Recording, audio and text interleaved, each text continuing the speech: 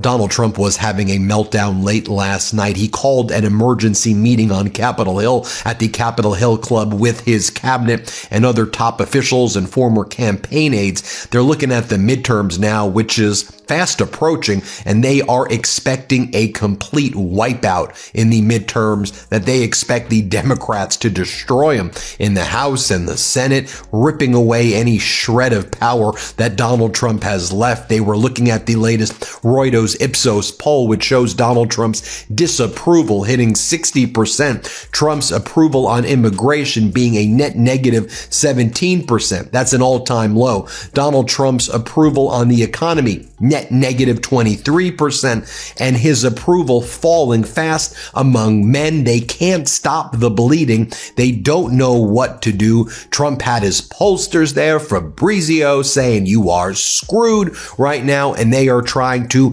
figure this out. So what does Donald Trump do? He goes to his old toolkit and he starts posting QAnon memes late last night. That's right, around midnight. This is what Donald Trump posted from this emergency meeting. This is the lesson that Donald Trump learned. It is a photo of himself like this, looking ominously in this meme, and he goes, "I will be the one to shut it down."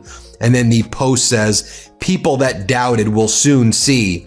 Great clip, friend. I will be the one to shut it down." Well, we are in a partial government shutdown. We previously were in the longest government shutdown in history.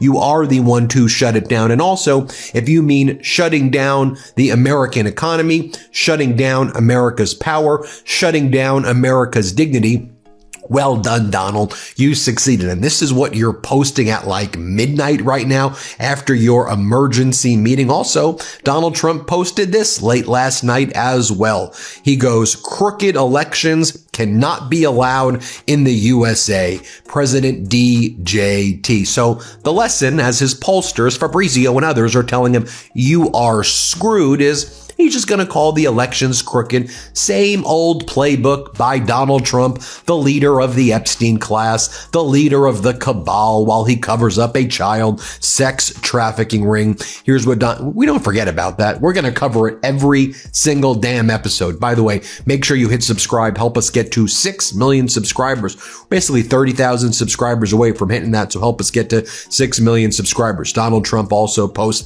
Dan Bongino had John Sullivan on his show today, and Solomon made an interesting prediction that Trump will soon unveil evidence that foreign powers meddled in the 2020 election, which will result in John Thune ultimately caving on the filibuster and the Save America Act will get passed. These are Donald Trump's delusions of delusions because he is a desperate and pathetic individual. I wonder, Donald, is part of your plan to have Maduro in exchange for a deal, say that Venezuela was involved with secret Italian CIA satellites in China in order to overthrow the 2020 election because you can't handle the fact that you lost by millions of votes to former President Joe Biden? And here we are in 2026 as Americans are psychologically tortured, living paycheck to paycheck. If they're lucky enough to have a paycheck, they're getting their health care ripped away from them. You're covering up the Epstein files, covering up a child sex trafficking ring. We're in a jobs recession. Manufacturing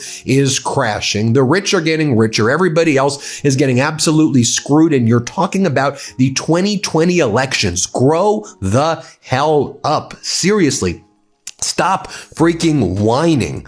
So that was Donald Trump's result of the emergency meeting that he held. You know, you also have people right now going back to like Steve Bannon's text messages with Epstein, where they were saying back in 2019 and 2018 that the 25th Amendment needed to be invoked against Donald Trump back then. That's right, Donald. You had Bannon and Epstein and others, part of the Epstein class, talking about you behind behind your back then saying the 25th Amendment needed to be invoked.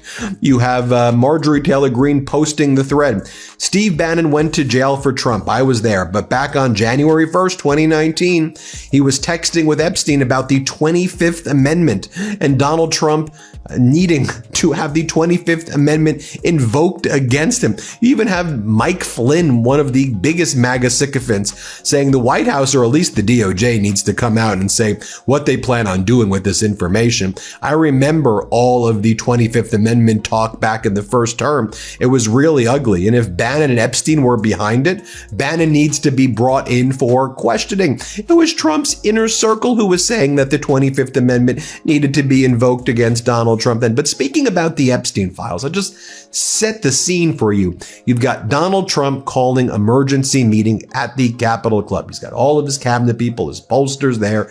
Donald Trump leaves the meeting. He leaves, gets all the data, and starts posting QAnon memes about himself. And then he, by the way, after learning about the Reuters Ipsos poll, where his approval or his disapproval is 60%, Donald Trump then gets the following report as well.